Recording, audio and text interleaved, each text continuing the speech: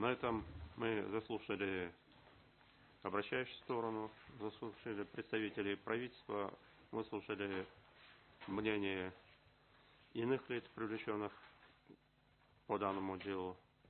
И считаем, что исследование материала дела по делу завершено, и переходим к заключительной речи. Право заключительной речи предоставляется Мусаеву Алтынбеку Бактыбековичу. К трибуне, пожалуйста.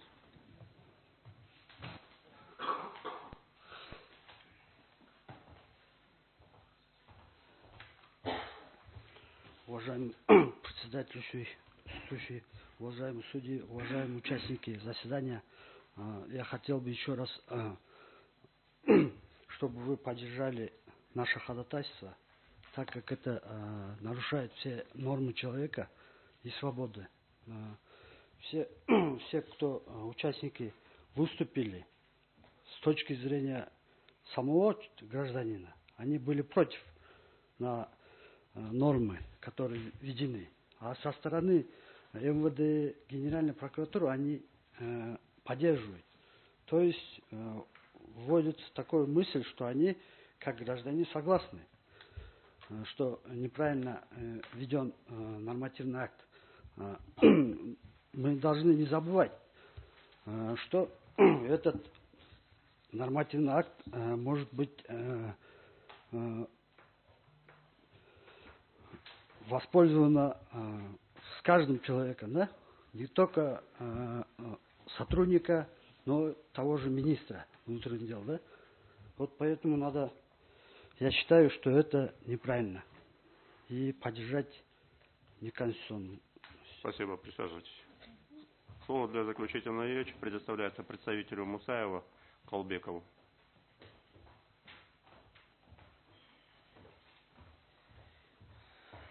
Уважаемый председательствующий, уважаемые судьи Конституционной палаты, уважаемые участники процесса, мы все доводы высказали. Сотрудник, он прежде всего человек и гражданин Кыргызской Республики. А Конституция Кыргызской Республики ставит права и свободы граждан высшей ценностью, прежде всего. И мы считаем, что данная оспариваемая норма нарушает права сотрудников. И мы просим суд удовлетворить наше ходатайство в полной мере. Спасибо, присаживайтесь. Слово для заключительной речи предоставляется Досалиеву.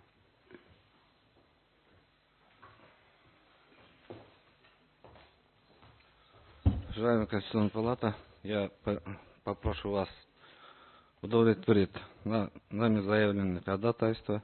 Как вы, это лично мое мнение, я не просто задал вопрос об ответственности сотрудника милиции. Сотрудник милиции должен отвечать за свои действия конкретно или бездействие.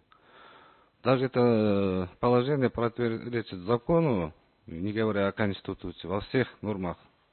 И поэтому я вас прошу учесть все наши выше приведенные доводы и удовлетворить наше ходатайство. Спасибо. Присаживайтесь. Слово для заключительной речи предоставляется представителю Досалиева Чупумбаеву. Уважаемый председательствующий, уважаемые судьи, уважаемые участники, то, что было требование, мы уже высказались. Однако я хотел бы остановиться на некоторых вопросах, которые были высказаны во время обсуждения со стороны представителей правительства, прокуратуры и президента. Первый и главный вопрос.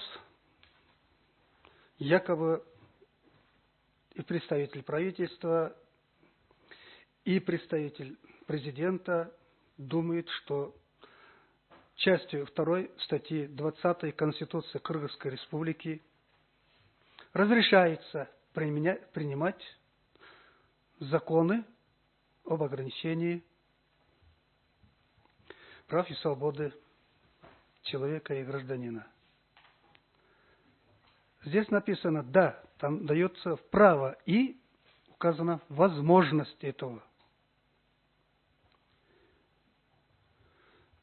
Принимая во внимание особенность данной службы.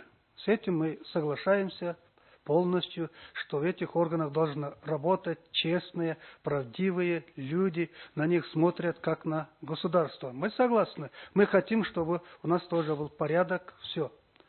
Однако закон есть закон. Конституция – основной закон прямого действия. Оно принято всенародным референдумом 2005 года и 2010 года. Ну, извините, это воля народа, которого мы не имеем права искажать, находясь здесь. Сегодня речь идет не о законах, а речь идет о подзаконных актах. А подзаконные акты должны приниматься именно в соответствии с действующими законами и Конституцией. И законы тоже должны приниматься в соответствии с Конституцией. Если эта Конституция не соответствует, она должна быть признана недействительным. Вот теперь и обращаемся к частью 2 статьи 20. Здесь конкретно написано: запрещается принятие подзаконных нормативных правовых актов, ограничивающих прав и свободы человека и гражданина. И здесь представитель прокуратуры якобы заявляет, и этим нормативным актом мы не ограничиваем. Это вообще нонсенс такое, дачи показаний в палате, Конституционной палате Верховного Суда Кыргызской Республики. Если ограничивает право работы человека, а что это, не ограничение прав человека? Это я принимаю как ограничение права человека, конкретно. И следующий. Я вот задумался, почему высшие чины всех правительственных органов, особенно Министерства внутренних дел, особо стараются уберечь своих родственников. Оказывается, наши оппоненты видят в этом, чтобы сохранить самого себя, сохраняя своих родственников. А это уже коррупция, уважаемые.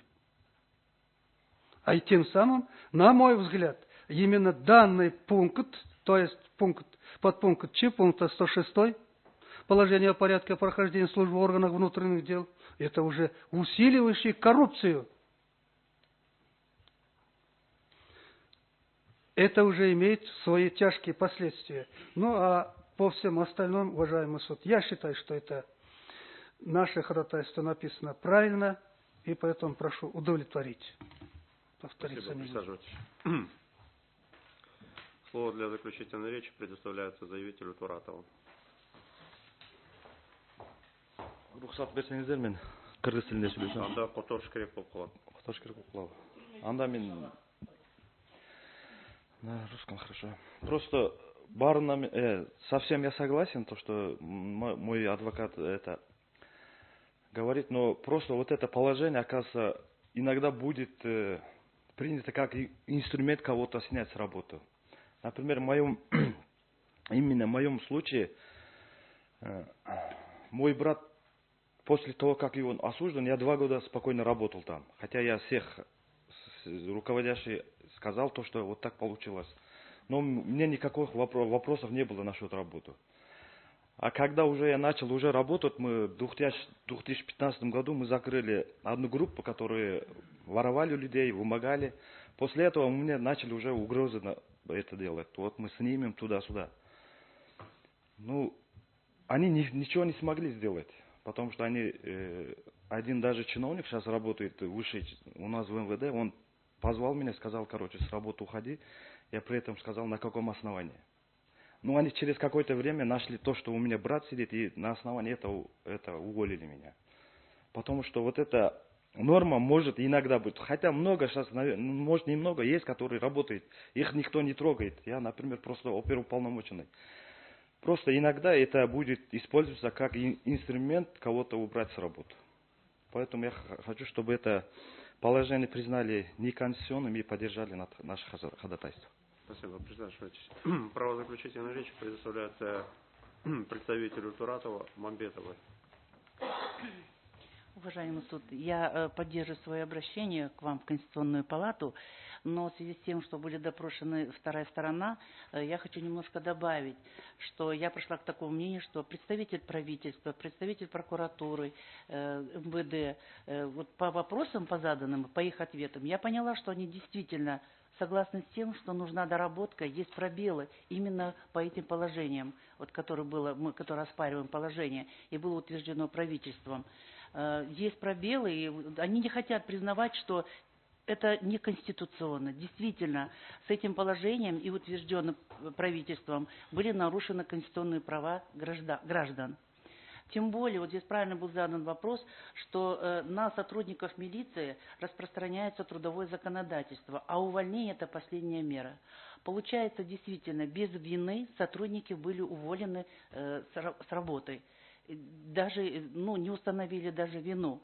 И вот здесь вот представитель, по-моему, МВД сказал, что да, есть вот недоработки, или вот, я извиняюсь, конечно, правительство, есть недоработки, это нужно учитывать, что если родственник вышестоящего, в отношении его должны принять более строгие меры, в отношении других сотрудников, которые ниже их родственники привлекаются за совершение особо опасных преступлений, значит, получается конкретно по моему, если в последующем так будут приниматься эти решения, какие-то пробелы убираться, значит, по отношению моему будет применена мера не увольнения, а какое-то другое административное наказание, выговор или строгий выговор. Получается так. На сегодняшний день они просто незаконно были уволены. Я считаю так. И поэтому я прошу удовлетворить наше обращение. Спасибо. Присаживайтесь. Спасибо. Право заключительной речи предоставляется представителю правительства Асанову.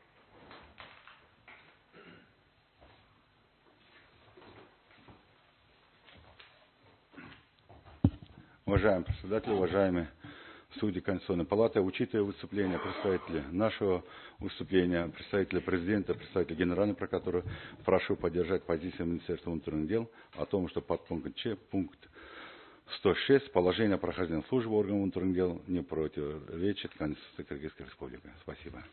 Спасибо. Присаживайтесь. Право заключительной речи предоставляется второму представителю Канзаманову.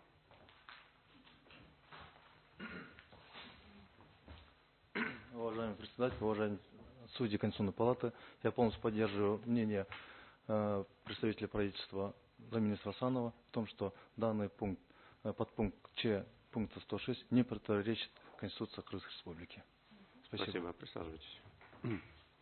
Уважаемые стороны, уважаемые участники заседания, на этом разбираться по делу о проверке подпункта Ч пункта 106 положения о порядке прохождения службы рядовым и начальствующим составом органов внутренних дел считается оконченным. Суд удаляется в совещательную комнату для вынесения решения. Прошу всех встать.